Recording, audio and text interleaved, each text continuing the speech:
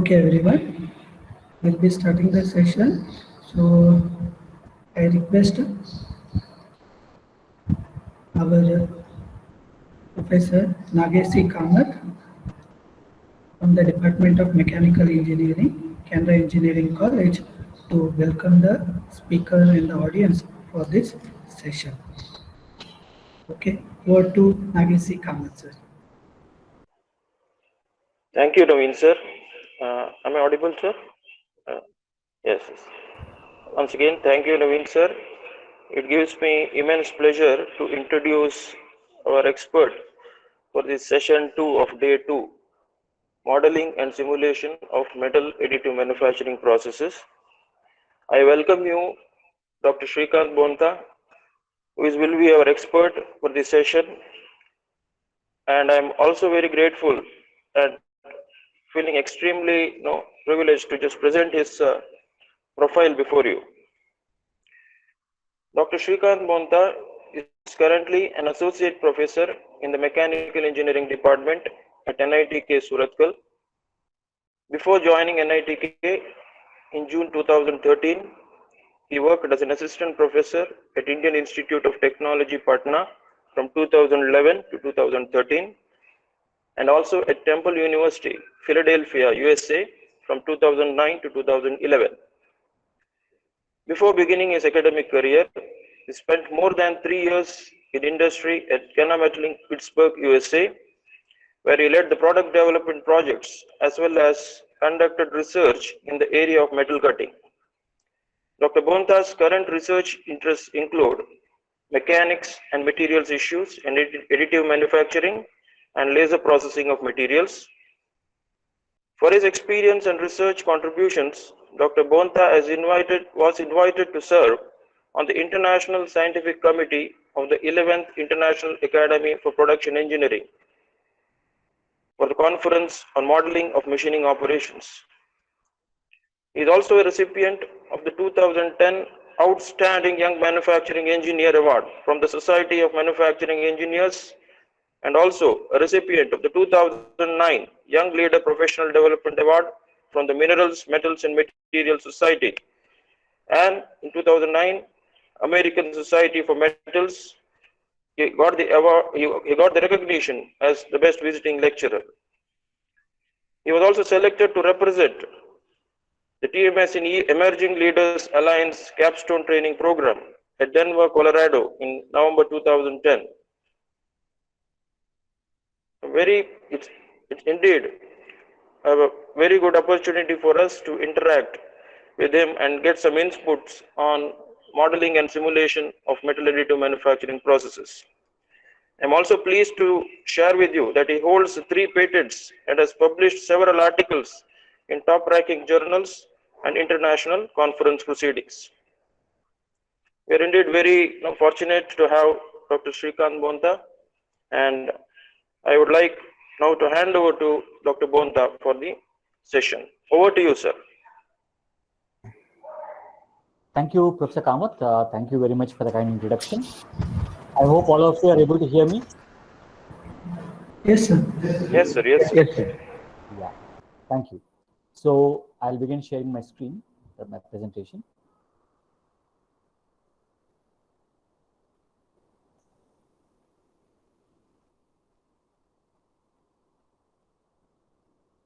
Okay. Hope you're able to see the PowerPoint presentation. Yes, sir. You can make it full screen, sir. Yeah. Is it full screen? No, sir. It's not full screen now. How about now? No, sir. No, sir. It's on full screen mode on my computer. I'm not sure what's happening. You have to share that screen, I think, sir. Oh, it's on. I made it full screen mode on my computer. Okay, but here it's you have to exit once again and refine, I think so. I'm sorry? It's not getting full screen here, sir. So I think you should get one exit and come back. I think so. Okay. Come back into the meeting once again. Yes. Okay, that's fine.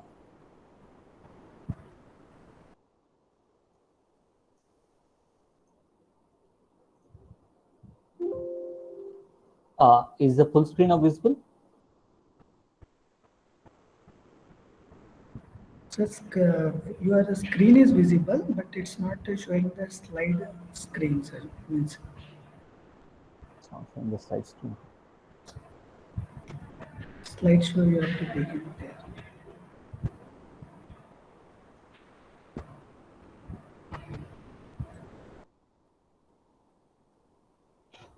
How about now?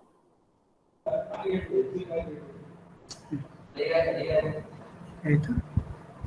How about now?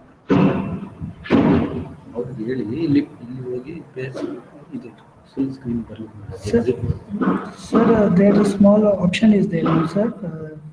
Screen, the play. There you can do F5 function F5 if you do. Yeah, that's what I've done. Function F5 I've done. But for us, See, I have done function F5 and it's on full screen mode on my computer. just a minute, sir. We'll see.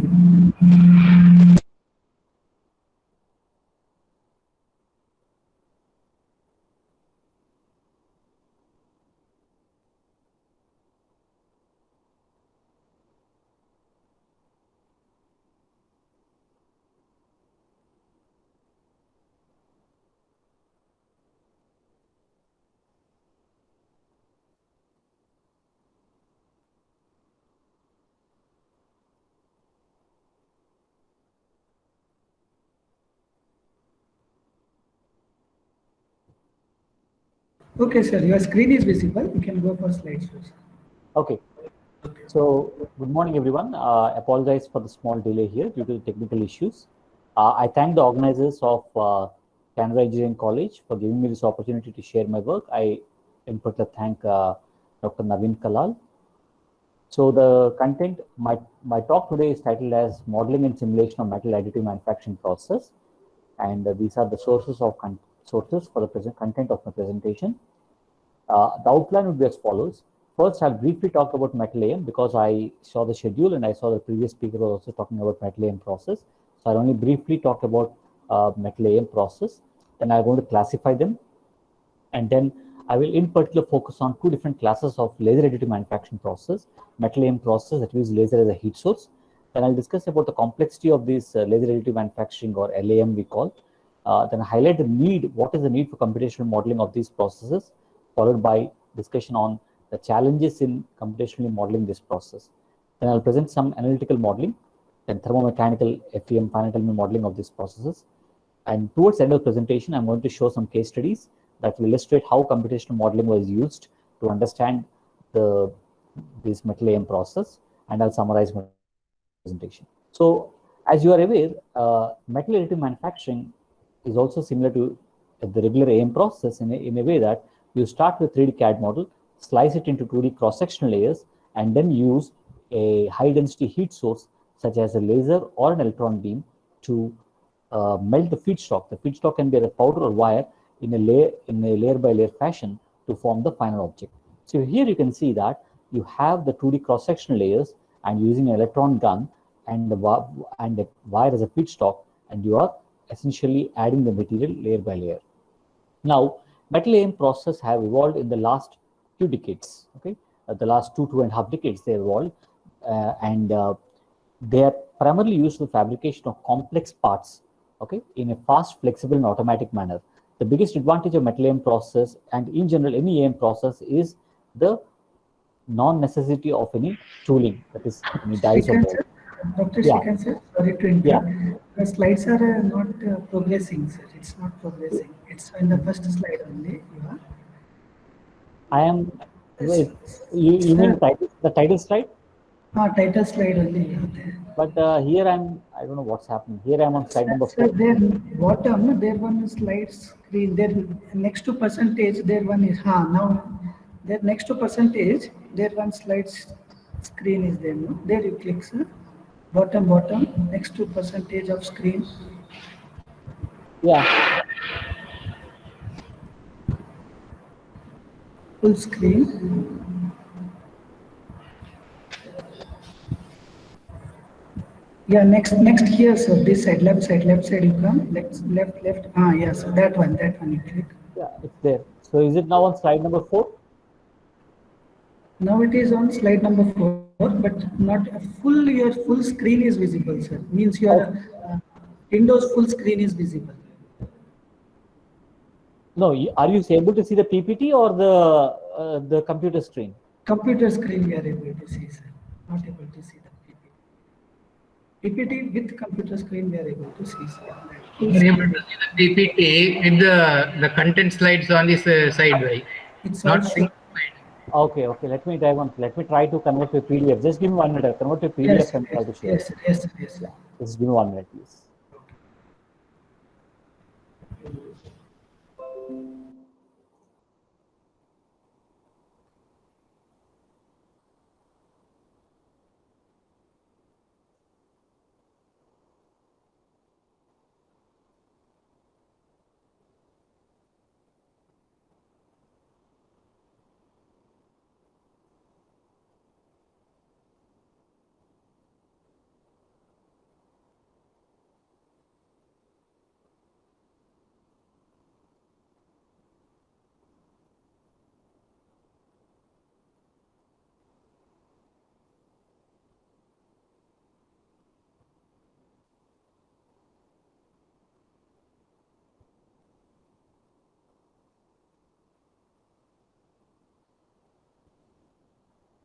Okay, are you able to see the PPT now, the PDF file now?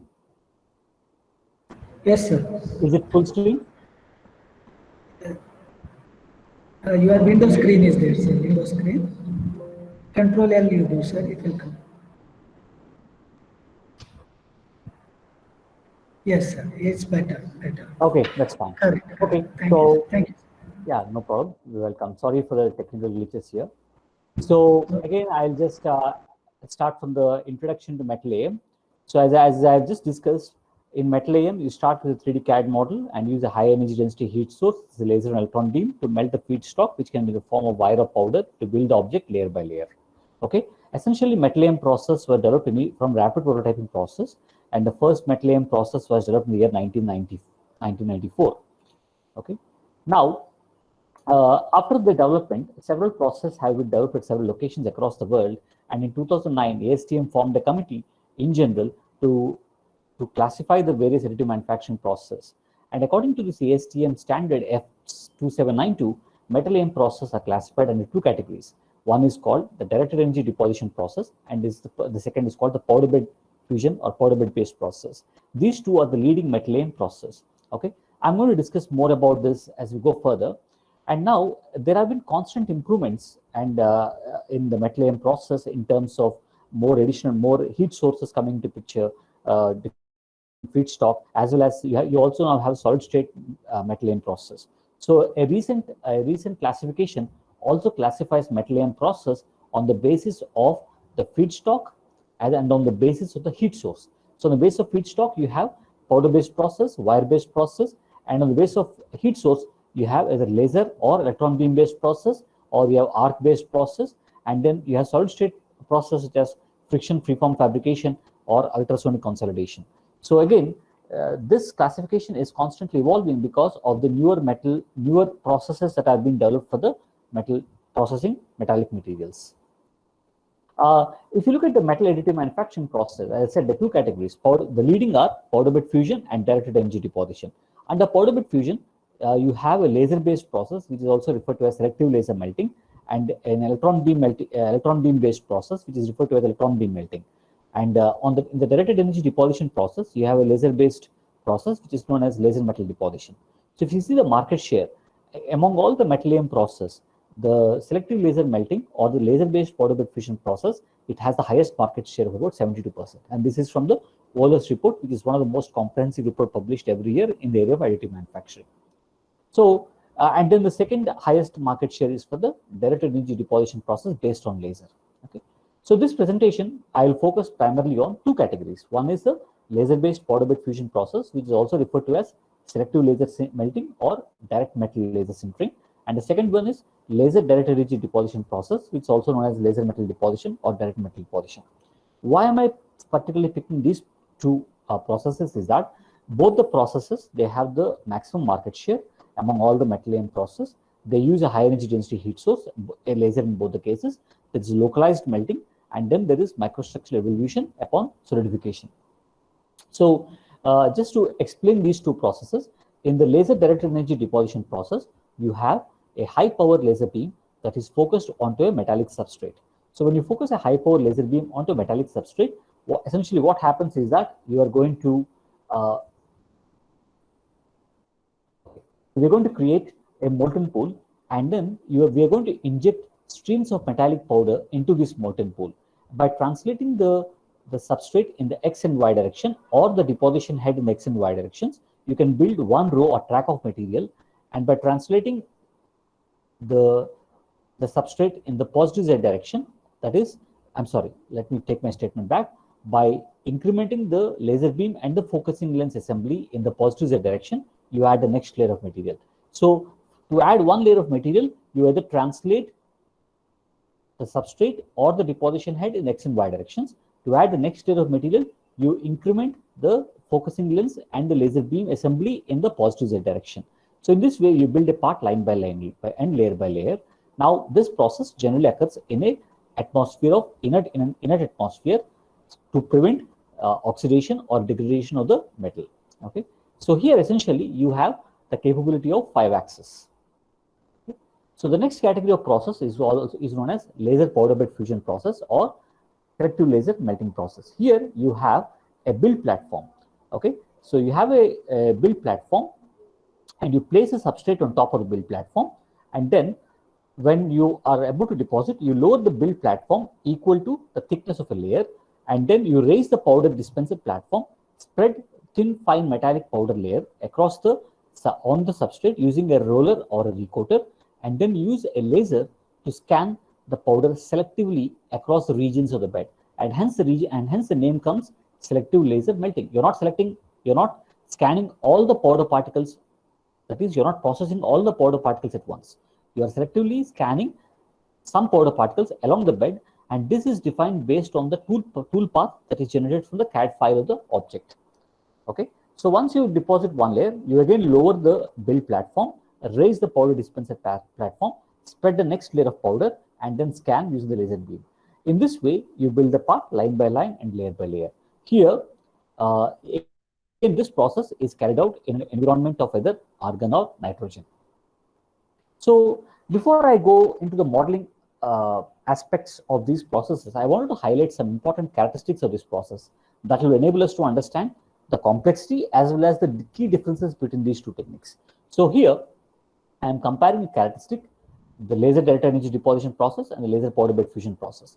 So if you look at part size, the laser directed energy deposition or LDED is capable of handling larger parts. This is because here the limitation is caused by the handling system, whereas in the case of the LPBF process, this is only suitable for smaller size parts because the limitation is caused by the size of the build chamber, and the current maximum size of the build chamber is an order of 400 by 400 by 400 mm. So the build chamber limits the size of the part that can be processed. However, again, I want to caution that there are continuous improvements not only in increasing the size of the build chamber, but also increasing the productivity by using more than one laser. So some OEMs give you the option of having quad lasers, 4 lasers at the same time. When you look at part complexity, this powder bed fusion or PBF process is capable of handling much more complex parts compared to the DED process. The reason is that here the loose powder acts as supports, and also not only that, we also use support structures. On the other hand, in DED, the part complexity is limited depending upon the overhang features. Okay, so it handles relatively simple geometries compared to the PBF process. The particle size in DED is much larger. It's about 45 to 150 microns. So you start with a powder with a particle size in the range of about 45 to 150 microns, whereas in the powder bed fusion process, you start with a much smaller particle size in the range of 10 to 50 microns. The layer thickness is much higher in the DED process. Again, it goes from 500 to 1000 microns, whereas in the powder bed fusion process, it is smaller. It goes from 25 to 50 microns. So you can see that the smaller layer thickness, the relatively small particle size will lead to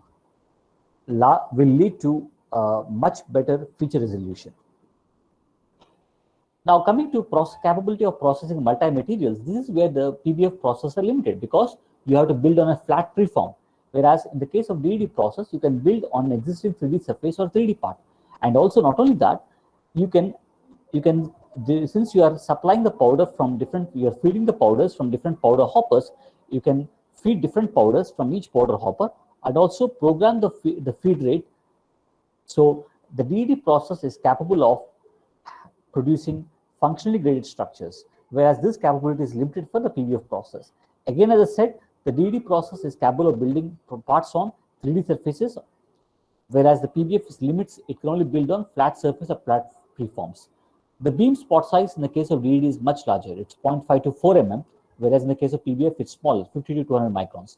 So if you can see that smaller beam size, lower layer thickness, and lower particle size results in a better feature resolution and surface finish for the PBF process compared to the DED process. Again, the DED process is widely used for repair and remanufacture of components because it can add material to existing 3D surfaces and therefore making it attractive for repair applications.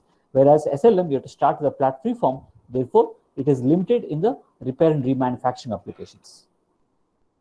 Surface finish, naturally, as I said, is much better for the PBF process compared to the DED process. In general, the PBF process is considered as a net shape manufacturing process, whereas the DED process is considered as a near net shape manufacturing process. The build rates are lower in the PBF process because in the PBF process, every step, every build involves two steps. First, you have to spread the powder using the roller or recoater, and then you have to scan the powder bed using the laser. So this is one of the reasons why the productivity is lower in the case of PBF process compared to the DED process.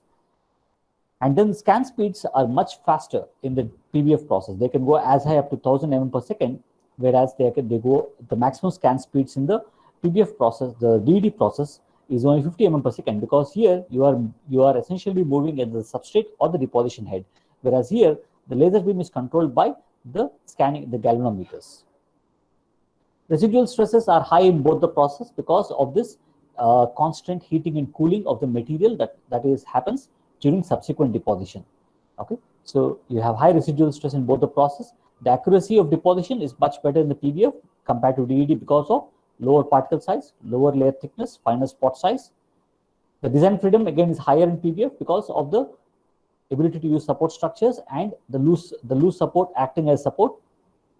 And also the focus area is more of direct manufacturing of parts in PBF, whereas it is more for repair and remanufacturing of components in the case of DED.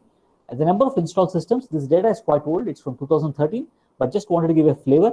That is definitely more for PBF, and as I said, it captures more of the market share, where DED is much lesser, it's about 90%. 90 machines, they have 13% of market share. Now, if you look at these two laser additive manufacturing technologies, right from the time of the initial development, they have proved beyond doubt that they can be very useful manufacturing techniques especially for low volume production, okay, repair or remanufacturing components, especially using DED technique, addition of features to existing components, and fabrication of functional graded materials. This again is more suitable for the DED process. However, in spite of all this process, in spite of all this promise that these technologies show, there have not been widespread commercialization of these techniques due to the issues related to the control of melt pool size.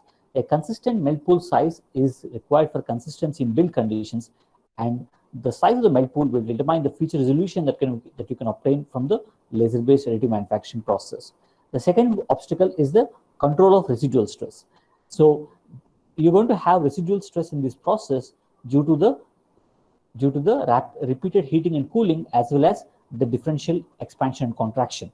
Now, this residual stress can result in tolerance loss and decreased reliability. So control of residual stress is extremely important to prevent the warping or distortion of the components, and also to decrease the reliability of the component in service. Then the last one is the control of microstructure, and this is necessary to obtain consistency in mechanical properties. Many of these metal additive manufacturing components exhibit anisotropy in mechanical properties. Therefore, a consistent microstructure is desirable to obtain consistency in mechanical properties. Now, let's look at the importance of consistency in build conditions. So here you can see that these are all single tracks that have been deposited using the LDED process. So you can see here, these tracks have been processed to different processing conditions, different laser power and scan speeds. So if you see for this condition, for this processing condition, there is a effect phenomenon called balling that's taking place. The melt pool is breaking up into small spheres and you don't have a track. Okay. And if you see here, for this condition, the width of the track is higher at edges compared to the center of the geometry. This is what we refer to as inconsistency in the build conditions. Now this is a track that's consistent. Now if you want to avoid inconsistency in the build conditions, you need to be able to control the melt pool size. Now here is an animation. Since I'm in the PDF mode, the animation will not play, but I'll just highlight the importance of the AM process in the sense that in additive manufacturing, the process mechanics is as follows. You start with a bead, multiple beads will lead to a track or row of material, multiple tracks will lead to a layer of material, and multiple layers will lead to the final 3D fabricated parts. So there is a hierarchy here. And if you want to control the build conditions in the part, you need to be able to control the bead, then the track, then the layer, and then the part. This figure here illustrates the importance of the control of residual stress. So as you can see here, the component, while being fabricated, is cracking and it's peeling off from substrate. And this is because of the residual stresses of the component exceeding the yield strength of the material. So it's very important to control the residual stresses, as I said earlier, to prevent distortion or warping, and also to decrease the reliability of the component. Residual stresses result in a decreased reliability of the component performance in service. So why are these laser additive manufacturing processes extremely complex? The reason is that if you look at the process, you have a feedstock. You are heating the feedstock with a high energy density heat source. The feedstock is essentially melting, and then after the heat is dissipated, the feedstock solidifies. So you have melting occurring, you have solidification taking place. So there is a phase change, and then there is convective flow within the molten pool. You have fluid flow. Okay. Then in the solidification process, you are going to have solid state phase transformations. There is going to be diffusion. There is going to be grain growth. So there is a multitude of complex physical phenomena, all of them happening at the same time, which make this process extremely complex. And then there are several process variations possible. Like I said earlier, you can either spread the powder on a bed, like the powder bed fusion process, or you can feed the powder particles. Then you can use a laser as a heat source, or you can use an electron beam as a heat source. So different process variations are possible. And then there are several important characteristics of the deposit that need to be understood. So you need to look at the build conditions, residual stress, microstructure. When you talk about microstructure, you talk about macrostructure, crystallographic texture, and so on. And then the large number of variables that come from both the machine as well as from the process itself. So all of these result in making these processes extremely complex in nature. So the process parameters. So if you just focus on the laser additive manufacturing process, the process parameters include the laser power. What power are we using to melt the powder particles or the wire? What is the scan speed? What is the flow rate of powder, especially in the case of directed energy deposition? What is the hatch spacing? What is the layer thickness? Are you using any scanning pattern? What is the temperature of the substrate? Because in many cases, the substrate is heated to elevated temperatures to minimize the thermal gradients and thereby the residual stress. What is the flow rate of the inert gas? In the case of DED, the inert gas acts as a carrier gas and delivers the powder from the hopper to the deposition zone. Then are there any post-deposition operations? Is there a heat treatment of heating? Then the input materials, you have powder or wire. So if you take the case of powder, you have what is the particle size, what is the particle size distribution, what is the shape of the powder, what is the flowability of the powder. Then you have substrate. So what is the chemical composition of substrate, what is the state of stress on substrate. Then you have carrier gas, inert gas. Okay, so you use argon or nitrogen, and in some cases the DED process is also carried out in open atmosphere, non-reactive materials. Then the complexity also arises from a large number of deposit characteristics that we need to understand. As I said earlier, we want to look at what is the maximum temperature in the molten pool, what is the thermal cycling undergone by each layer during deposition, what are the kind of defects. You have any defects due to processing parameters like lack of fusion defects or porosity. What is the macrostructure?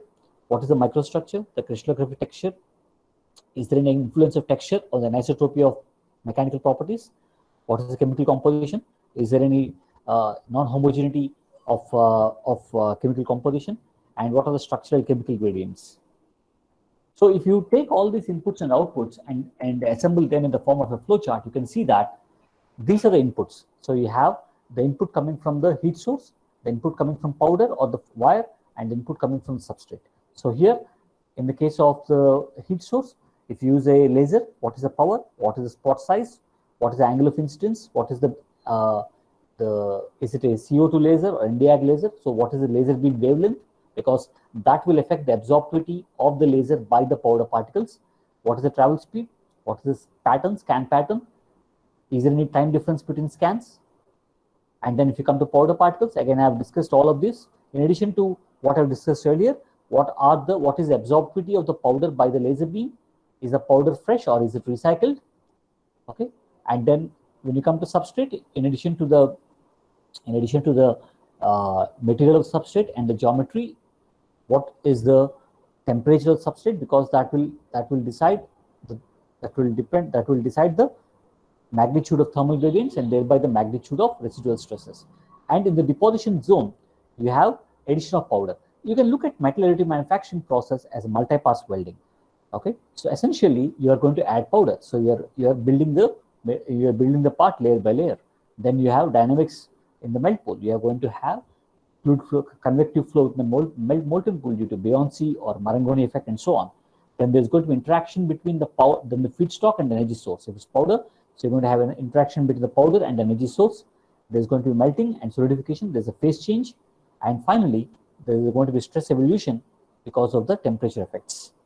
Then when you come to the results, you have a lot of deposit characteristics that need to be understood, particularly melt pool geometry, melt pool shape, residual stress, distortion, microstructure. Are there any defects? Just lack of fusion porosity, gas porosity, and what are the mechanical properties of the components. So qualification of metallic AM parts. So one of the challenges that is yet to be overcome by AM process is the part quality.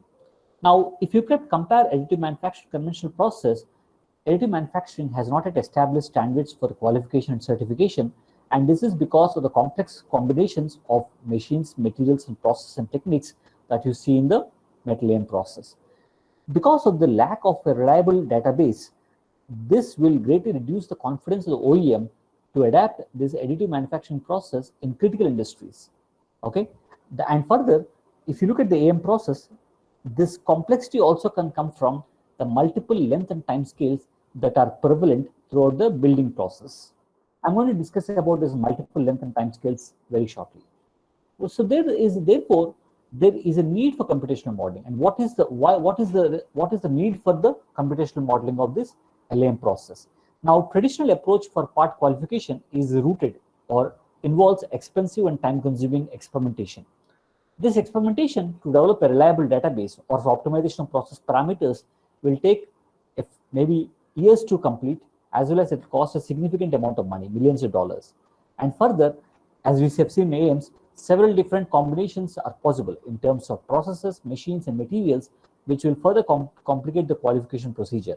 Therefore, computational modeling plays a very important role in the qualification of the parts produced by metallic, in the qualification of metallic AM parts produced by additive manufacturing process. Therefore, one of the primary goals of computational modeling is really to reduce the time and error approach, the trial and error approach for optimization of process parameters that will incur significant cost and lead time.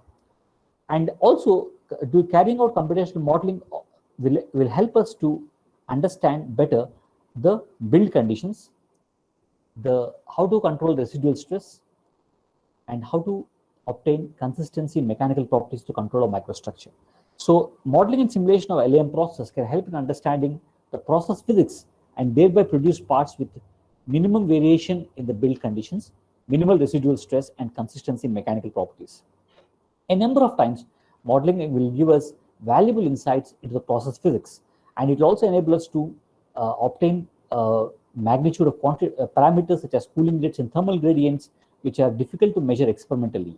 Even it will give us insights into the cycling undergone by each layer during deposition, which may be extremely challenging to measure experimentally.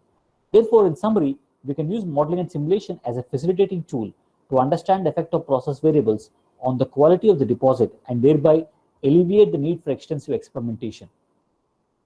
So what are the challenges in the modeling of this metal AM process? And in specific, I'm talking about laser additive manufacturing process. The first challenge is addition of material. As I said earlier, metal AM process are nothing but multi-pass welding process. So in welding, you may have a single pass, but here you are depositing thousands of layers.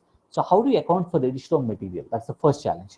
The second challenge is how do we incorporate the heat input from the heat source, because we are using a high energy density heat source such as a laser and electron beam, and that heat source will have a certain distribution.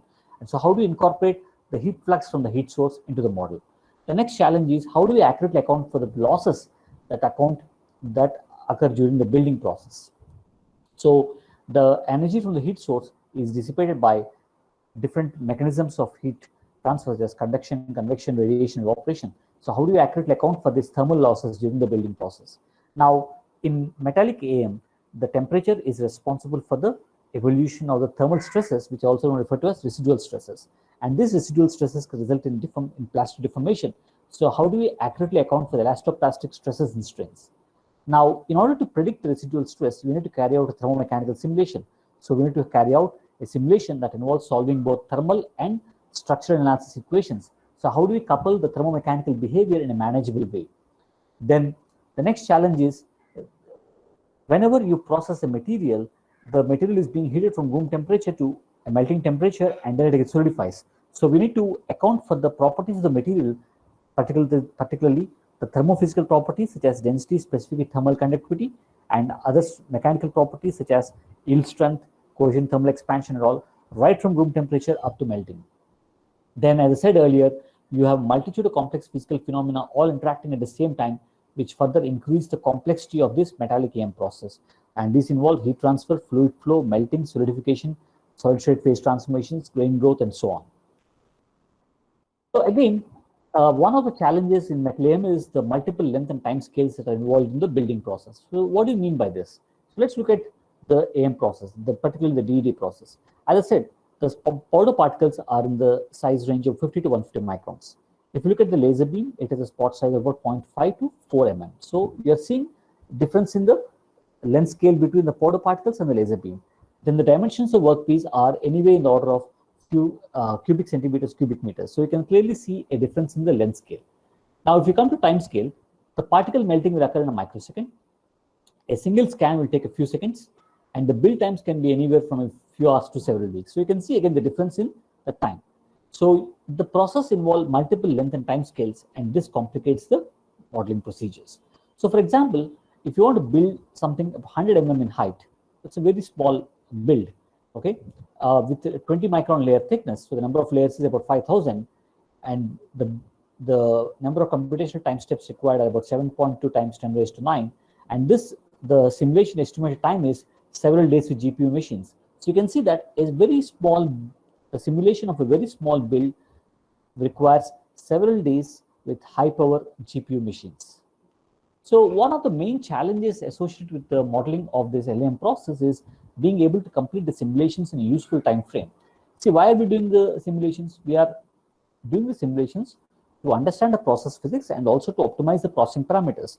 But if your simulations will run for several weeks and months, then the efficiency of using these simulations for optimizing the process parameters will be questioned, and people will accept the trial and error approach for optimization of process parameters.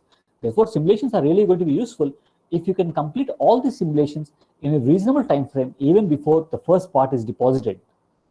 Okay. So now I'm going to discuss each challenge in detail. The first challenge is modeling the addition of material. As I said, we have to account for the addition of material. So whenever we do a simulation, what we generally do is we start with the full model at first, and then so we have a substrate and the deposit, because we are always going to deposit a geometry on the substrate. So we're going to start with the geometrical substrate and the deposit. We're going to mesh that, and then we are going to use a technique called the element birth and death technique to kill or deactivate all the elements in the deposit. This is because the actual deposition has not yet started. Okay, so what happens here is that when I say killing the elements or deactivating the elements, I'm not removing the elements from the model. We are only changing their material properties, such as specific heat or thermal conductivity, in such a way that these elements will no longer contribute to the equations to the finite element system of equations. And how does this technique is referred to as element birth and death technique, and this technique has been widely used in the welding literature. So what do we do here? Okay, what we do here is that we take the specific heat of the material and we multiply that with a severe reduction factor of about 10 raised to minus 6, and this is the specific heat of the inactive material. Similarly, the thermal conductivity also. So we take the thermal conductivity, specific heat, the thermophysical properties, multiply them with a severe reduction factor such that even though the elements are visually present in the model, they do not contribute to the global matrices in the finite element system of equations. So in the element birth and death technique, we have three different types of elements. We have active elements, inactive elements, and activated elements. I'm going to show that in the next slide here. So if you see here, this picture shows the deposition of a geometry using the metal AM process. So here we are depositing a certain layer, we can refer to as M, layer M, and in the layer M, as the deposition is being carried out, these are the elements that have become active. When I say the elements have become active, that implies what we have done, we have essentially brought their properties back to their original thermophysical property values. Now this element is being activated. That is, the laser is at this location and this element is being activated. Therefore, its properties are also being assigned its original thermophysical properties. Now these are the inactive elements. These are the elements that are already present in the model but are inactive. That is, these are the elements whose thermophysical properties have been multiplied by a severe reduction factor such that they don't contribute to the global matrices in the finite element system of equations. So if you look at the buildup of deposition of the material here, we are building a thin wall. The wall is already there, but essentially we have deactivated all the elements, so we cannot see the elements here. So in the first step, these couple of elements are activated corresponding to location of the laser beam. In step 2, one more element is activated, and in step 3, one more element is activated. So as you keep going, you keep adding more and more elements, and in this way you're building the part line by line and layer by layer. So as I said earlier, when an element is reactivated, you are essentially bringing back its thermophysical properties to the original values. An important point to note here is that inactive elements are not essentially removed from the model. They're simply inactivated by changing their material properties. Now, that's the first challenge. How do we account for the addition of material in the simulation? The second challenge is how do you account for the heat flux from the heat source? Now, a laser and electron beam are high energy density heat sources. So we need to capture the heat flux from these heat sources and apply that in the computational simulations. So different models have been proposed in literature. The first generation of heat source models proposed in literature can be traced back to welding, that was proposed by Rosenthal in 1946 and Reichler in 1974. These used an analytical method to calculate the temperature history in the part. Now, these analytical methods, they work very well for simple geometries, and they can provide an accurate prediction of temperature away from the heat source. The analytical methods also make several assumptions. That is, they neglect the temperature variation of properties and latent heat. Therefore, making these assumptions, they are only able to determine the steady state temperature field in welding. Okay, but in additive manufacturing, the temperature field is transient, and using these analytical methods, we can only determine the steady state temperature field. They're not capable of predicting the transient temperature field. But however, as we go further, you'll see that the analytical methods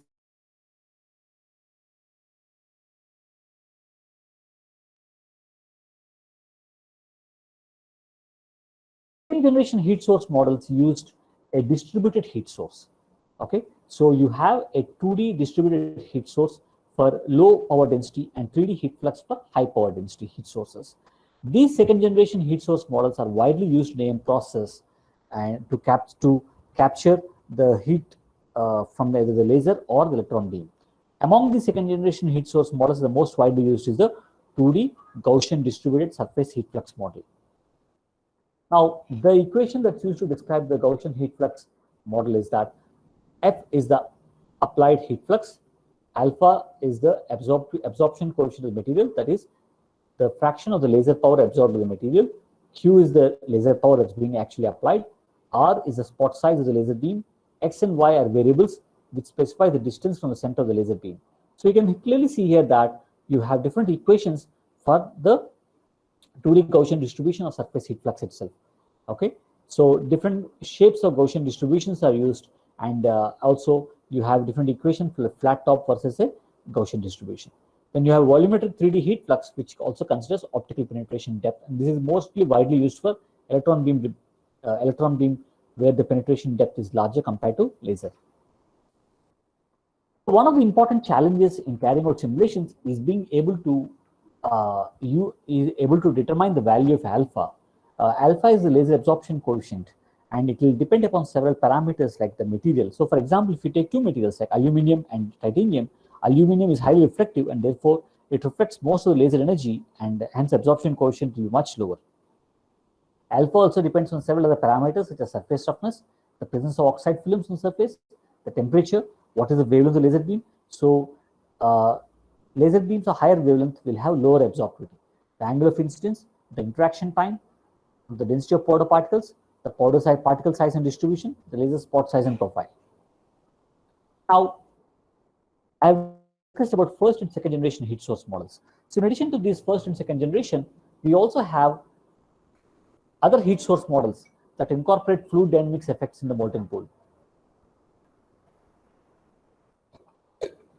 As I said earlier, there are convective flows within the molten pool, and these convective flows have been widely shown to affect the shape of the molten pool. These convective flows, among them, buoyancy, surface tension, and Lorentz force are the convective forces in the molten pool, and among them, Marangoni convection in the molten pool has been widely accepted to be the major driving force of fluid flow, and this determines the shape of the molten pool. Now, not just heat transfer, but also fluid flow is also very important in determining the size and shape of the molten pool, as well as the microstructure and macrostructure of the deposited components using the metallic AM process. In the early days of the simulation of LAM process, the fluid flow effects were neglected. This is because you need additional coefficients such as surface tension, viscosity. You need to incorporate these properties, and also there are mathematical difficulties in obtaining the solutions, and hence in the early days of AM simulation, the fluid flow effects were neglected. Now, what are the driving forces for fluid flow within the molten pool? So, the driving forces are the buoyancy force due to density or compositional differences, the Lorentz force when you have current, and the shear stress induced at the surface by the surface tension gradient at the molten pool surface. So, since we are using a laser, I'm only going to discuss about the buoyancy force and the Marangoni convection. So, the buoyancy force. Now, we know that if you take a material, the density of that material will decrease with increasing temperature. So, let us consider the molten pool here. Okay. So, you have 2 points in the molten pool. Let's consider 2 points. A beneath the heat source and B at the solidification front or the boundary of the weld pool. Now, A is right beneath the heat source. Therefore, it's at a higher temperature, and B is at the solidification front. Therefore, it's at the liquidus temperature, it's a lower temperature. Okay. Therefore, A has lower density compared to the density of the molten metal at point B. So, point B has higher density. Now, this, because of which the gravity causes the heavier liquid metal at point B to sink. Therefore, what happens? The liquid metal, it will fall along the pool boundary, that's along the boundary of the pool, and will rise along the pool axis. You can see here, it falls along the pool boundary and rises along the pool axis. So, this is the effect of buoyancy. Now, the next effect is because of the surface tension. Now, surface tension, in the absence of any surface active elements, such as sulfur, oxygen, selenium, tellurium, which have a tendency to float to the surface, the surface tension of a liquid metal, what happens is decreases with increasing temperature. So, you can see that the molten metal at point A is at a higher temperature compared to molten metal at point B. Therefore, this has lower surface tension compared to the molten metal at point B, and hence there is an outward shear stress induced on the surface of the molten pool from the center towards the edge of the molten pool. So, this causes the liquid metal to flow from the center of the pool surface to the edge, and this molten metal will then return below the pool surface. This is called thermocapillary convection or Marangoni convection. It is also referred to as surface tension driven convection. Now, generally what happens is that the surface tension driven convection the direction will depend upon the presence of surface active elements. So if you see here, this shows the welding using a laser in two steels, one with 40 ppm sulfur and one with 140 ppm sulfur. So the one with 40 ppm sulfur, you can see that the molten pool is shallow but wide. When the one with 140 ppm sulfur, in the same conditions, the molten pool is deep but narrow. So you can clearly see that there is a change in the shape of the molten pool because of the presence of the surface active elements such as sulfur, oxygen, tellurium, and tellurium, which have a tendency to move to the surface. So what happens when you have surface active elements? When you have surface active elements that have a tendency to migrate to the surface of the liquid, the surface tension is changed significantly. Okay. When you don't have a surface active element, the warmer liquid metal or lower surface tension at the center of the pool is pulled towards the edge by the cooler liquid metal of higher surface tension. But in the presence of surface active element, the reverse occurs. Okay, the cooler liquid metal of lower surface tension at the edge of the pool is pulled inward by the warmer liquid metal of higher surface tension, and this pattern favors convective heat transfer from the heat source to the bottom of the pool. Therefore, what happens here is that the liquid metal, it carries the heat from the heat source to the bottom of the pool more effectively. Therefore, the penetration increases, whereas the melt pool becomes narrow and deep. So the presence of surface active elements changes the shape of the molten pool. Now, the next challenge that we need to encounter is how do we account for the modeling of the heat transfer during the LAM process?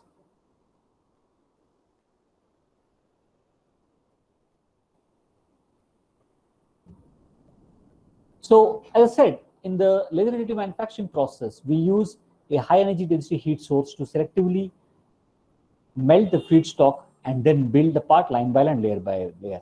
So essentially, you are consolidating the feedstock. Okay. So when you apply a high energy density heat source, the energy from the heat source is dissipated by conduction, convection, and radiation.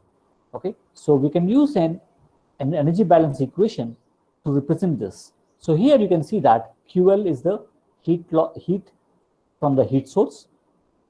Q, the subscript CD, is the heat loss due to conduction through the substrate.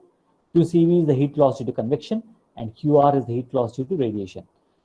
It has been widely shown in additive manufacturing is that conduction is the dominant mode of heat transfer, and therefore in the early days of simulation studies, the effects of convection, radiation, and evaporation were neglected because you need additional coefficients such as convective heat transfer coefficient, emissivity, to carry out the simulations. So in 3D, the heat conduction equation is expressed according to Fourier law as follows. So here you have K is the thermal conductivity, T is the temperature of the part, Q dot is the rate at which heat is applied to the system, Cp is specific heat, and rho is density, and T is the interaction time between the beam and the material.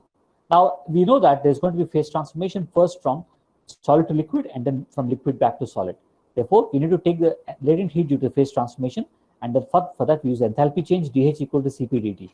So incorporating this into the heat conduction equation, we get the heat conduction equation can be represented now as the left hand side remains the same, but right hand side you have dou density times dou H by dt.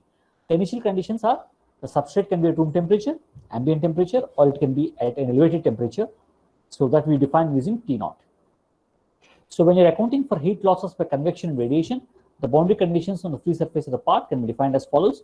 So you have the H is the convective heat transfer coefficient, T naught is the ambient temperature, T is the temperature, and this epsilon, this sigma is the Stefan-Boltzmann constant, epsilon is the emissivity. Okay, so you are incorporating both convection and radiation into the boundary conditions. Now, coupling the thermomechanical behavior. As I said earlier, additive manufacturing process, you have a heat source that is causing the mechanical response, that is the evolution of residual stress. So this thermomechanical simulation needs to be carried out to predict the magnitude and distribution of residual stress as well as the distortion of the component. Now you can break this thermomechanical analysis in two parts: thermal analysis and mechanical analysis. Okay, in the thermal analysis, essentially you solve the heat conduction equation, or if you incorporate fluid flow, you have additional equations to be solved, and you solve for the temperature distribution in the part. Whereas in the mechanical analysis, you solve the equilibrium equations to find out the stress and distortion of the component or displacement. Now, this thermal and mechanical analysis, they can be solved together, which is called coupled thermomechanical analysis, or they can, that is, they can be solved sequentially, then it's called uncoupled thermomechanical analysis. So what's the difference? So if we solve them sequentially, so there what we do is we first solve the thermal analysis, we find the temperature at each and every node in the model as a function of time, and then we input that to the mechanical model, and then the structural model is solved to find the displacement. So essentially you're doing sequentially. You first solve thermal model and then you do the mechanical model. Okay, so this is called uncoupled analysis. Here the assumption is that the temperature affects the mechanical, the stress field, but deformation due to the stress field does not affect the temperature field. Okay, but there are cases where temperature affects the stress field and the plastic deformation due to the stress that will affect the temperature field, and that is called coupled analysis. There you first solve the thermal analysis and you immediately solve the mechanical analysis in each step. So this kind of analysis is called the coupled analysis. So here the assumption is that the upstream affects the downstream and the downstream affects the upstream. Okay, so I already discussed the differences between the coupled and uncoupled analysis. So the main difference is in coupled analysis, the heat generation that's caused by friction, this is because of plastic deformation, this is included in the calculation of the temperature field, whereas in uncoupled, this is neglected. So if you want to incorporate the heat generation caused by friction into the temperature field, you need to carry this analysis thermal and mechanical simultaneously. Whereas in uncoupled, the analysis is carried sequentially and the interaction between temperature and stress field are not considered. So this is the workflow of the uncoupled analysis. You start with thermal analysis, you solve the heat conduction equations, and depending upon the incorporation of fluid flow, you solve the additional equations related to momentum, mass transfer, and so on. Then you have a job name .rth, results of thermal analysis 5. So I'm speaking here more clearly about carrying out this analysis using the ANSYS commercial finite element software package. The output will be temperatures. These temperatures are read as input into the structure analysis. And once you read the inputs in temperature, read the temperatures input into structure analysis, you solve it. You have a job name .rst, which stands for results of structure analysis, and that will give us stress and displacements. So we have discussed several challenges pertaining to the modeling of this LAM process. So now I'm going to discuss about analytical modeling of LAM process. So as I said earlier, when people started, when the metal AM process was being developed, and when people wanted to gain some valuable insight into the process physics, they looked at computational modeling, and for that they went back to the welding, because additive manufacturing is nothing but multi-pass welding. So they found a solution in welding literature called the Rosenthal solution, and this is an analytical solution that is used to calculate the thermal history. As I said earlier, if you look at the Rosenthal solution, it makes several assumptions. It assumes that the thermophysical properties of the material are all constant, that is, they don't change with temperature. Latent heat is neglected.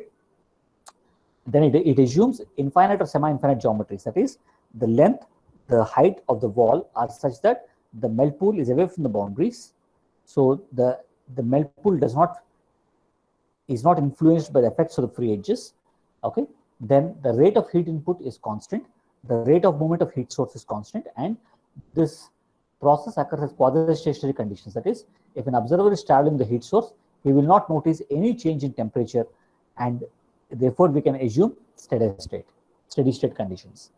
Now, here if you look at this one, this is a thin wall geometry with the dimensions L, H, and wall thickness B, and we are using two process parameters. Alpha Q is the laser power and V is the scan speed. So the Rosenthal solution uses two coordinate systems. One is the moving coordinate system, which moves to the heat source, and the other is the fixed coordinate system that's fixed in space. Okay. The Rosenthal solution for a thin wall geometry in 2 dimensions is given by this equation. In this equation, K0 is the modified Bessel function of the second kind, order 0, and this is expressed in dimensionless form. As you may be aware that when you express something in dimensionless form, you can take large numbers of results and express them in a very compact manner. So here in this equation, K0 is the modified Bessel function of the second kind in order 0, and the variables x0 and z0 and x0 bar, z0 bar, and t0 bar These are all dimensionless variables, and these are defined in terms of the process parameters alpha, q, v, and the material properties rho, c, and k. So here, B is the wall thickness, K is thermal conductivity, rho and C are the density and specific heat, and T naught is the initial temperature of the wall, B is the wall thickness, and T is the temperature at a location relative to the moving point heat source. Now, if you take this equation and differentiate it with respect to time, you get the cooling rate. If you differentiate with respect to the spatial coordinates, you get the thermal gradient along the x and z directions. So that's what we have done here. We have taken the equation, differentiated with respect to time, you get the equation for the cooling rate. Okay, and then we have differentiated with respect to the spatial coordinates x0 bar and z0 bar, you get the dimensionless thermal gradient. So this is the expression for the thermal gradient in the x0 direction and thermal gradient in the z direction. So in this equation, K1 is a modified Bessel function of second kind in order 1. Now, essentially what happens is that when we are looking for using the analytical solution, we don't want non-dimensional values of cooling rates or gradients. We want actual values. So for example, I'm depositing stainless steel and it's at a certain laser power and scan speed. I want to know what the cooling rates will be and what the thermal gradients will be. So here, there is a relationship between the non-dimensional cooling rates and actual cooling rates. So this is the relationship. This is the non-dimensional cooling rate and this is the actual cooling rate, and this is the conversion factor. And this conversion factor is coming from the material and the geometric and the process parameters, and as well as the geometric parameters. So here, B is the wall thickness, rho, C, and K are the material properties, alpha, Q is the process parameter, the laser power, and V is the laser scan speed. Similarly, for thermal conductivity also. So I'm sorry, for thermal gradient also. Now, what we generally do is, when we want to find out the dimensions of the molten pool, we equate T with Tm, where Tm is defined as follows. It's a melting temperature. So it implies that the contours correspond to the molten pool. So what we then do is we use a root finding technique using a software such as MATLAB to find the coordinates x0 and z0 that lie along the boundary of this molten pool by equating T bar with Tm bar and find the coordinates. And once these coordinates are found, they can be plugged back to the equations for cooling rates and thermal gradients to calculate them. So that one of the power of this analytical solution is that you can find cooling rates and thermal gradients within a matter of a few minutes for any different processing conditions and different materials. But it will only give us, it's not accurate because it makes several assumptions. It gives us ballpark value. Suppose you want to find out if the cooling rate is 10 raised to 4 Kelvin per second or 10 raised to 6. You can use this solution to find out, but you cannot get it very accurately. So using this Rosenthal solution, we have developed process maps for cooling rates and thermal gradients. So this is the process map for cooling rate, and this is the process map for thermal gradient. So what we are doing here, we are plotting the non-dimensional cooling rate as a function of relative depth in the molten pool. That is, this 0 is at the surface of the molten pool, 1 is the maximum depth of the molten pool. We are non-dimensionalizing once again here. Okay, and this is the normalized melting temperature. Moving along this line implies you are changing the laser power for a constant material properties. So you can see that for the thin wall geometry shown here, the laser power varies significantly to depth of the molten pool, particularly for high values of Tm bar or low laser power, and while thermal gradient is relatively constant. And both laser power and thermal gradient, they change by several orders of magnitude for changes in process variables. This can be more clearly seen on a log plot. So one thing that can be obtained here is that cooling rate is more sensitive to laser power. It scales with the square of the laser velocity, while thermal gradient is relatively scales linearly with the laser velocity. Now, cooling rates will determine the grain size, whereas the combination of cooling rates and thermal gradients will determine the grain morphology. So now I'm going to discuss about the numerical modeling of the LAM process.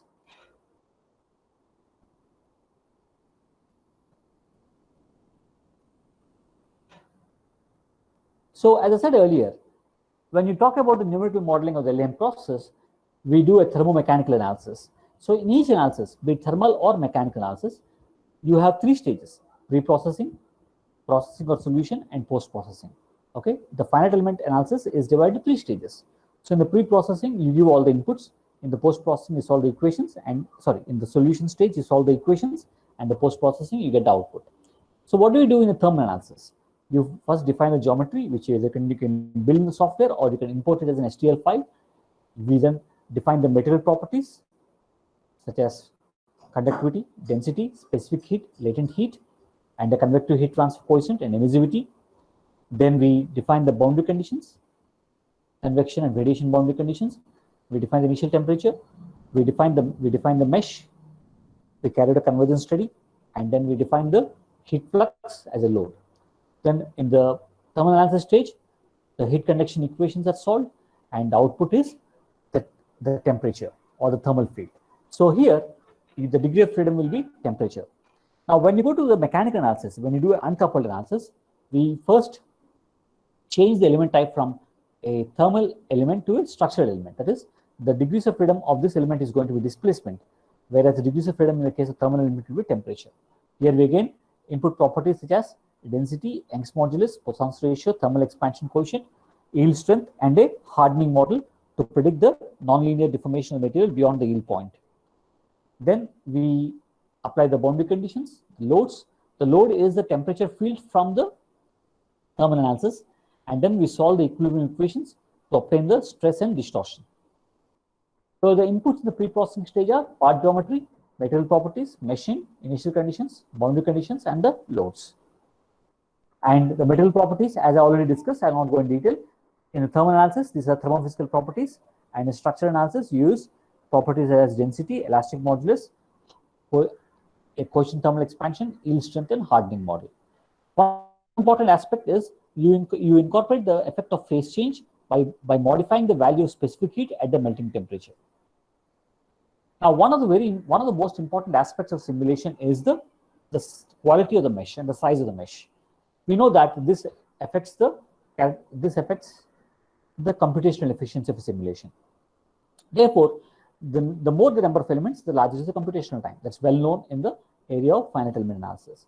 Therefore, a very popular technique in additive manufacturing is to use different mesh densities in different regions of the model. Now, for example, when you are near the heat source, the gradients are going to be steep. Okay. Therefore, for an accurate analysis, you need a fine mesh. Whereas in regions away from the heat source and in the substrate where the gradients are relatively constant, you can use a coarse mesh. That is in regions away from the heat source. So generally, a mesh with varying densities is used to simulate the LAM process. And also, as we are depositing layers, we also tend to change the mesh. Let us say, for example, we are depositing layer number 1. Then layer number 1 is going to have a fine mesh. But let's say we are depositing layer number 20. In that case, the early layers, layer 1 to 5, the mesh can be changed to a coarse mesh because their effect on layer number 20 is going to be minimal. Okay, so we're going to use different mesh densities in different regions of the model. And then also, as I said earlier, we're going to use the element birth and death technique to simulate the material addition. So in the solution stage, essentially, you solve the partial differential equations. Okay, so for this both thermal analysis and the mechanical analysis are highly nonlinear because you have properties that change as a function of temperature, and then you have the effect of latent heat. And in the case of mechanical analysis, you have plastic deformation and heat generation due to plastic deformation is there. So these are highly nonlinear in nature, which can be solved using either implicit or explicit methods. So the heat transfer problem is described by this equation, where K is thermal conductivity, C is the specific heat matrix, T is the vector of nodal temperatures, T prime is the time derivative of T, and Q is the nodal heat flow vector. Now, once you come to structural analysis, as I said, you replace the element with an element that has displacement as the degree of freedom, and an element that can also capture elastic plastic deformation. Okay, and then you solve for the structural analysis. So this is the nonlinear mechanical problem is described by the following finite element equation. So KT is the temperature dependent stiffness matrix, FT is the external load vector, and this is the temperature load vector.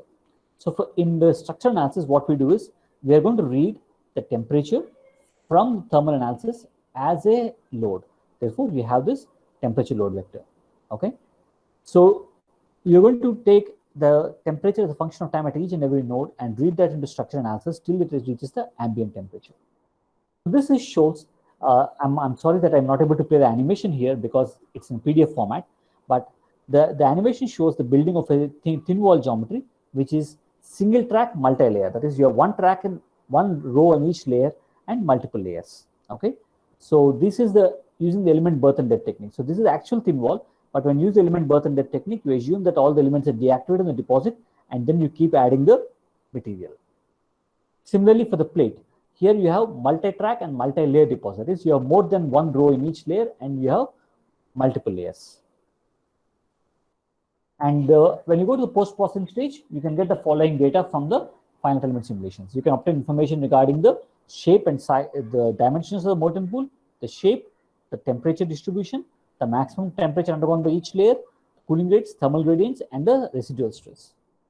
So now I'm going to present some case studies that will show us how we have used this simulation studies to understand the quality of the deposit. So the first case study is in the using the LDED process, that is the laser directed edge deposition process for depositing titanium alloy Ti64.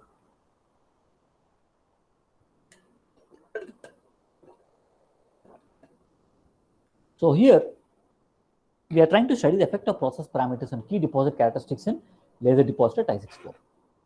So we have considered thin wall geometry, and this is about 102 layers. So we have also built fabricated thin wall geometries of this kind. So here if you see, this is the simulation results. As you can see here, as the number of layers are increasing, the size of the molten pool is increasing. This is because when you're depositing layer number 1, the substrate will act as a heat sink and will extract all the heat. Therefore, the layer, the temperature, maximum temperature, and the size of the molten pool are lower in layer 1. But as you increase the number of layers, the size of the molten pool increases because the effect of the heat sink is now diminishes. Okay, as the temperature also increases. Therefore, it's very important to maintain consistency in build conditions to obtain a desirable feature size. Therefore, several OEMs have now come up with strategies to maintain consistent melt pool size. So whenever there is an increase in melt pool size, the machine detects that, and there is a closed loop real-time feedback monitoring that will immediately change the process parameters to maintain the consistent melt pool size. Then this is thermal cycling that's undergone by layers. So let's look at the last 4 peaks here. So here, this peak in blue is the temperature in layer number 10 when layer number 10 is being deposited. You can see that the temperature is higher than the melting temperature of 1654. This peak is the temperature in layer number 10 when you're depositing layer number 11. So when you're depositing layer number 10, this clearly shows that layer number 10 is melted and cooled back to ambient temperature. This is the temperature in layer number 10 where layer number 12 is being deposited. Here you can see that layer number 10 is heated close to the melting temperature. This doesn't melt, and it again cools back to ambient temperature.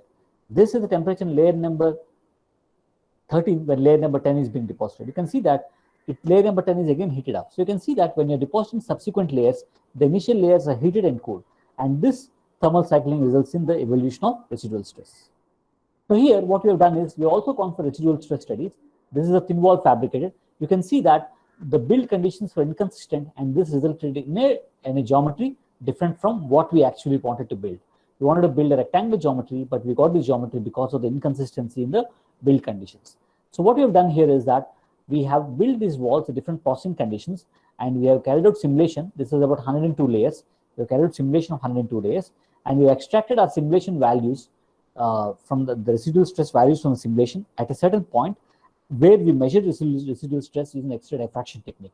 So these are the simulation predictions of residual stress, and these are the measured values from X-ray diffraction.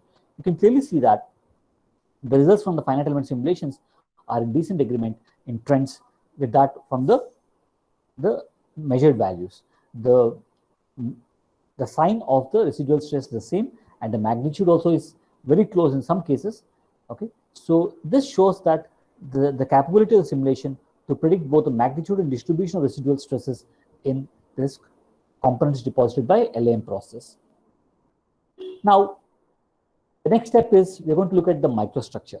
So in order to understand microstructure, we need to look at cooling rates and thermal gradients, because cooling rates will influence the grain size and thermal gradients will influence the grain morphology. So I have already shown you these process maps, one for cooling rate and one for thermal gradient. And these were obtained from the analytical solution. That's a closed form solution that makes several assumptions. So now I'm going to show you how I'm going to use this information along with the numerical method FEM to predict the grain size and morphology in the Ti64 material system.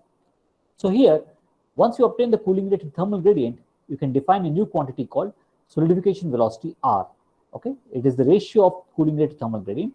Okay, and once you have this, you can plot thermal gradient and solidification velocity on what is known as solidification map, or a G versus R plot, which have been calibrated for some materials like Ti64 Incron 6718, which will give us information whether the microstructure upon solidification is going to be columnar in morphology, equiaxed, or mixed.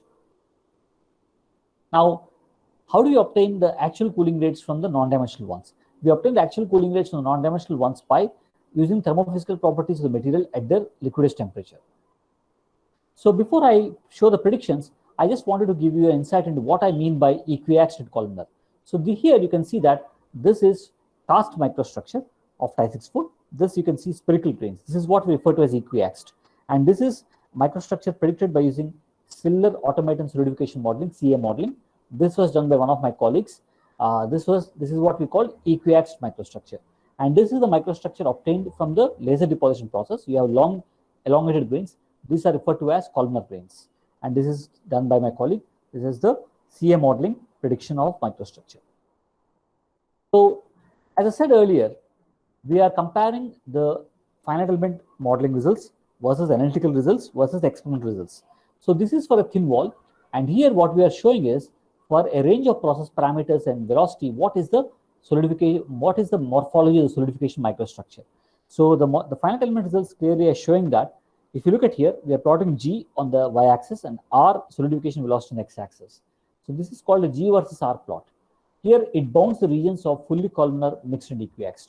So these two lines, solid line and the dashed line, they bound the regions of fully columnar and equiaxed.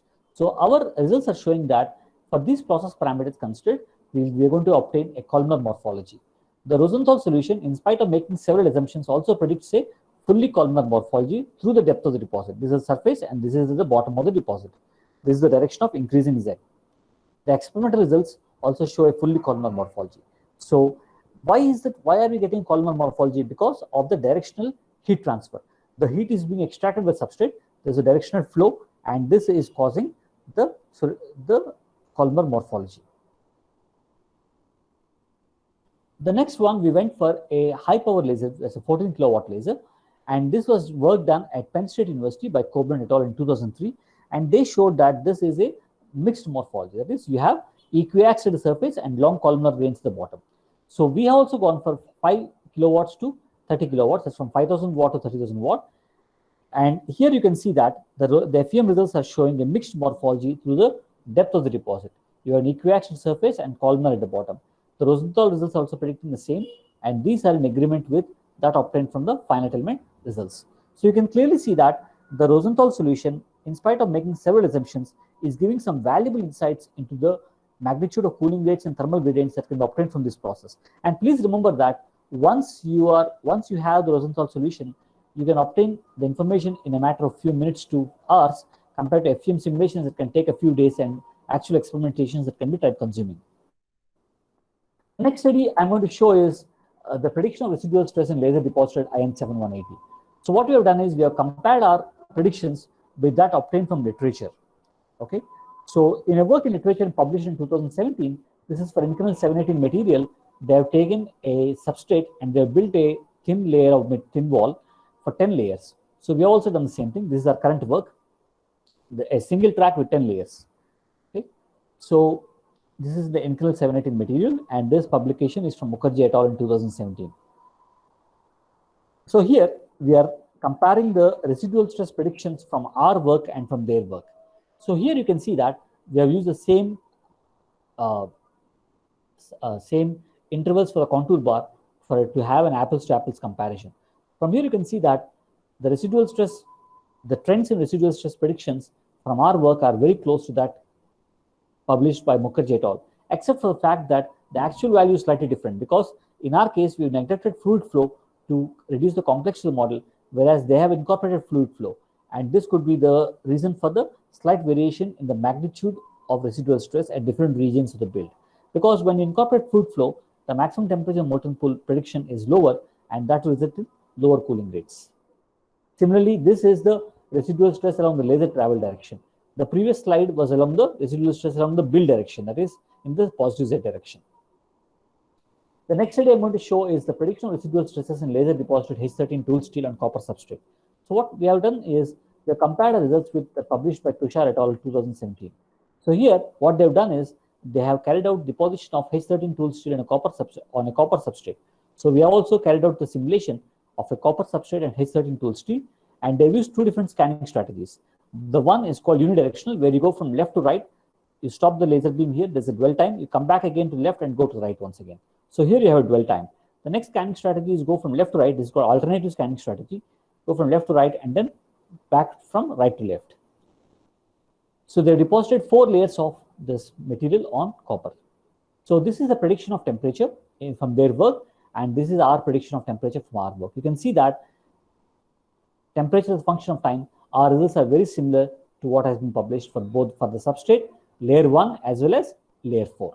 So we can clearly say that our predictions are in good agreement with that obtained from the work of Tushar et al. And this is the prediction of residual stress at the interface. And this again, the trends are similar, except the magnitude is slightly differs because of the neglections of fluid flow in our work. So now I'm going to skip this case study due to the paucity of time. We had some technical issues and all. So I'll conclude the presentation with summary so that there will be time for questionnaire. So I'll skip some of the slides. So to summarize my talk,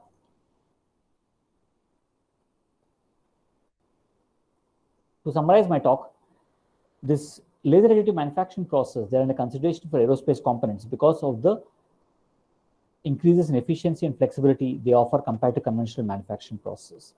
Now, when you're building a component using the LAM process, the material will undergo a complex thermal history in different regions of the build.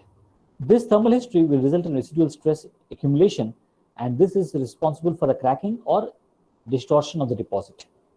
The management of residual stress and the resulting distortion is very important for the widespread commercialized techniques in addition to build conditions for melt pool size and microstructure. We have developed process maps for solidification, cooling rates, and thermal gradients, the key parameters that control the solidification microstructure based on Rosenthal solution from moving point heat source, and the morphology predictions from Rosenthal solution as well as from FEM are in agreement with that obtained experimentally for the Ti64 material system. So this concludes my talk. I thank all of you for your attention. I thank the organizers of Canara Engineering College for giving me this opportunity to share my work in the area of metal additive manufacturing. I'm open for any questions.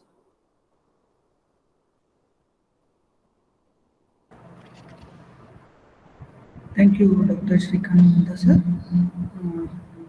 Audience, you can post your questions or raise your questions by unmuting yourself.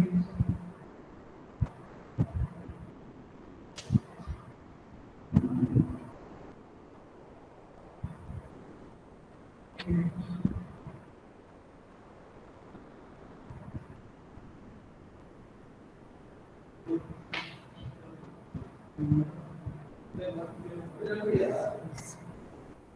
Audience, any other question? Okay, there is one question. Sir, shall I read the question for you, or you are able to see it? I go to the chat box. What are your thoughts regarding infrastructural development using this? Can you please be a little bit more specific? What do you mean by infrastructural development? Because it's very generic in nature.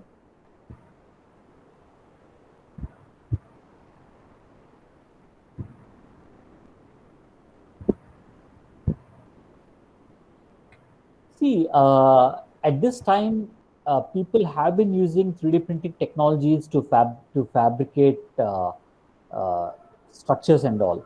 Okay. So the thing is that the continuous developments in the AM process are being attributed to in several directions. One is improving the quality, the size of the components that can be fabricated, and also ensuring repeatability and reliability. So the continuous evolvement of these processes will definitely enable these technologies to be used for various applications, including civil engineering structures.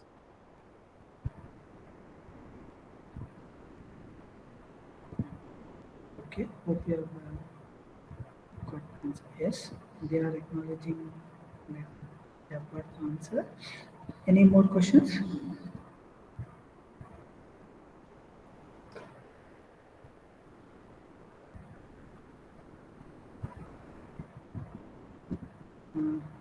Sir, my question was regarding, you have told that there are a very limited literature for preparing the standards for additive manufacturing, hence they are adapting it from the welding technology itself only. Maybe what may be the reason, or it is at a very minute level, or there are much literature reviews which are not so much published. That is what I wanted to ask. So your question is why the standards for additive manufacturing? Yes, yes. And when welding technology is having much standards, why additive manufacturing are not prepared to the standards?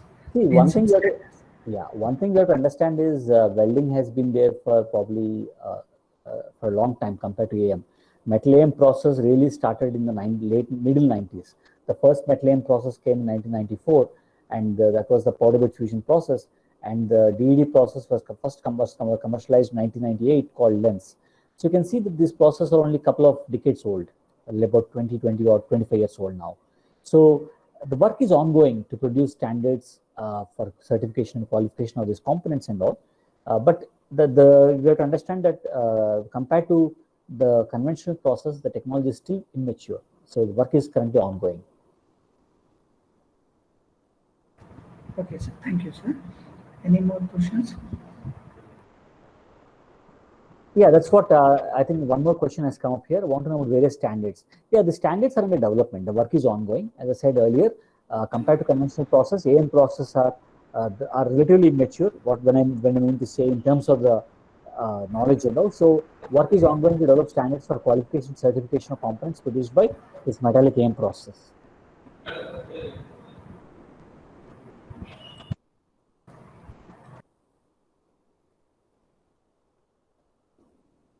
Sir, there are one more question to add, just on curiosity. May not be relevant, but just on curiosity. Sir, there are many thermal people, or means domains on thermal side, fluid mechanics sides, on the structural sides also. They are working on their domain, but they are not finding that AM had this potential of doing the analysis at this small level also. But how come they can think on this particular part? You can give an idea. You have given it, no doubt, but let them, they can be given as a trigger to start it from that particular area, that this is going to be the next part in AM technology, where there is very much, not so much people have been involved. So you can give them just this. No, it is. See, the thing is, additive manufacturing, as you say, it involves a number of physical phenomena occurring at the same time. So you have heat transfer, fluid flow, solidification, solid state phase transformations. So if you really want to completely model and predict from additive manufacturing, you have to do the modeling at multiple length scales. You have to look at powder as at the micro scale, part at the macro scale. Okay, and you also need so in a true approach will involve modeling of different length and time scales. So one approach could be the integrated computational materials engineering, where you model at different length scales and develop a transfer of knowledge from one scale to another. So it just not only involves only structural people, it involves thermal people, materials people. So all of them have to come together to develop a fully comprehensive model. Okay, sir. Thank you for Yeah. Thank you for the lovely presentation, and for giving your reviews, showing your case studies also, how you have worked on different avenues in additive manufacturing and on the modeling aspects also. So go to Nagesh Kamath sir, you can conclude. Thank you, Naveen sir. Thank you, Dr. Shrikant Bonta. Your session was very interesting, and especially the case studies at the end were really helpful. I hope for all the participants and maybe more interest will be generated within our faculty fraternity to get into deeper study into this subject. Overall, it was a very interesting session. Thank you, Dr. Shrikant Monta, for your valuable time on behalf of Department of Mechanical Engineering and Canara Engineering College as a whole. I thank you very much. We are all very grateful to you, and let us hope we'll have such many more interactions with you in future. Thank you very much, sir. Thank you very much. I thank the organizers of Canara College once again for giving the opportunity, and thanks to all the participants for listening attentively. Thank you. Thank you, sir. Thank you, Shrikant sir. Thank you very much for taking your precious time and joining. Okay? Thank you, sir. Thank you. Okay. Yes, sir. You can leave, sir. We'll announce. Thank you very much. Yes. There are many appreciations for you, sir, in the chat box. Okay. Thank you, everyone. So we'll be sharing with you the second day's this session, that is second session, feedback and attendance link. Be present in the room. Just a minute.